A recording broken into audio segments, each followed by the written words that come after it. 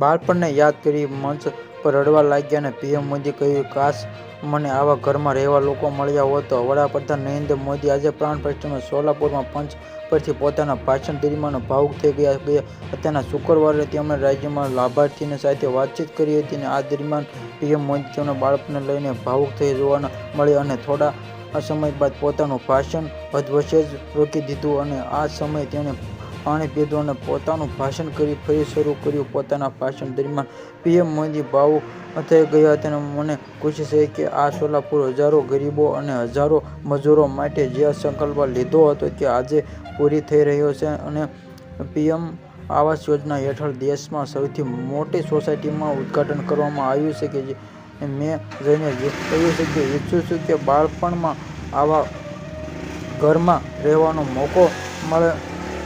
આવા વિડીયો જોવા માટે જોડાઈ રહો અમારી ચેનલમાં. Like, share, subscribe.